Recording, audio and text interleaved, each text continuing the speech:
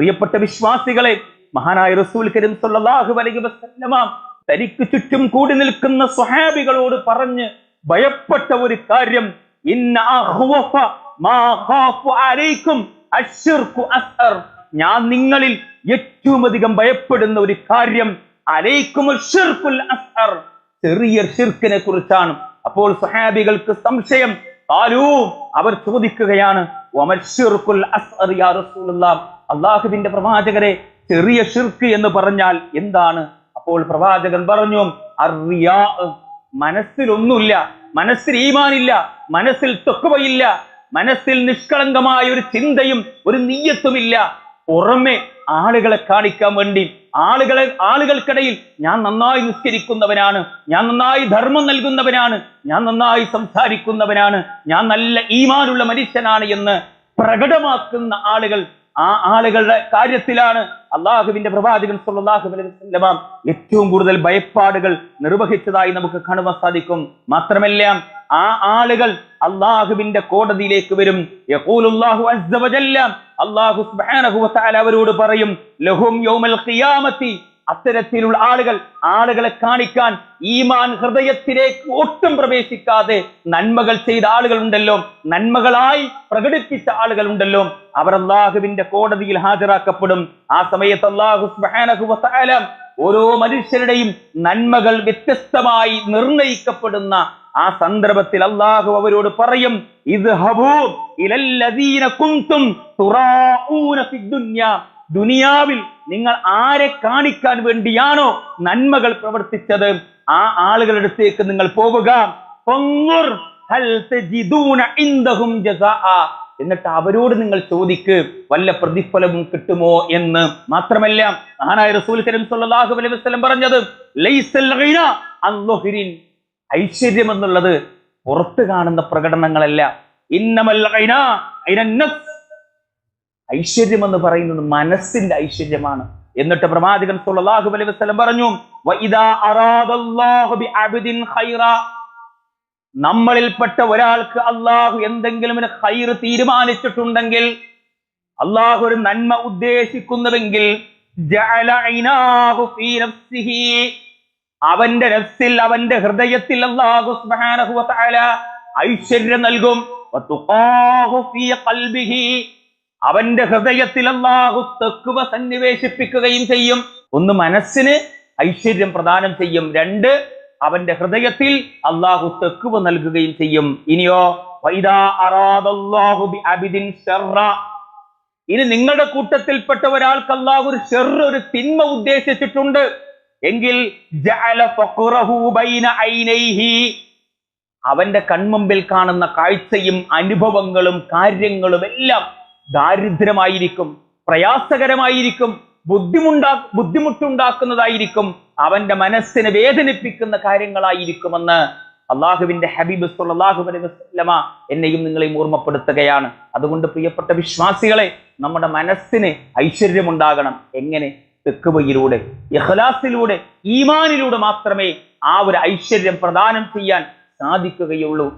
ഫഅമ്മൽ ഇൻസാനു, തീർച്ചയായും മനുഷ്യൻ അതിങ്ങനെ പറഞ്ഞുകൊണ്ടേയിരിക്കും, ഇദാ മബ്തലാഹു റബ്ബുഹു, തീർച്ചയായും എന്റെ റബ്ബ് എന്നെ ആദരിച്ചിരിക്കുന്നു. അല്ലാഹു സുബ്ഹാനഹു വ തആല പരീക്ഷിക്കാൻ വേണ്ടി എന്തെങ്കിലും നന്മകൾ നൽകിയാൽ അപ്പൊ അവൻ പറയും, എന്റെ റബ്ബ് എന്നെ ആദരിച്ചിട്ടുണ്ട്. ഫഅക്റമഹു വനഅമഹു ഫയഖൂലു റബ്ബി അക്റമൻ, അപ്പൊ അവൻ പറയും, എന്റെ റബ്ബ് എന്നെ ഇഷ്ടപ്പെടുന്നുണ്ട്, എന്റെ റബ്ബ് എന്നെ സ്നേഹിക്കുന്നുണ്ട്, എന്റെ റബ്ബ് മറ്റുള്ളവരിൽ നിന്നും പ്രത്യേകമായ എന്തോ ഒരു ആദരവ്, ഒരു ബഹുമാനം എനിക്ക് നൽകുകയും ചെയ്തിരിക്കുന്നു എന്നവൻ പറയും. പക്ഷേ അതൊരു പരീക്ഷണമാണ്. അവൻ ഒരുപാട് സമൃദ്ധിയായി നല്ല വീടും സൗഭാഗ്യവും നല്ല വാഹനവും നല്ല സ്നേഹമുള്ള കുടുംബവും നല്ല ഭംഗിയുള്ള മക്കളും എല്ലാം, രോഗമില്ലാത്തൊരു ശരീരവും ഒക്കെ അള്ളാഹു അവന് നൽകും. ഇതൊക്കെ എന്തിനാ?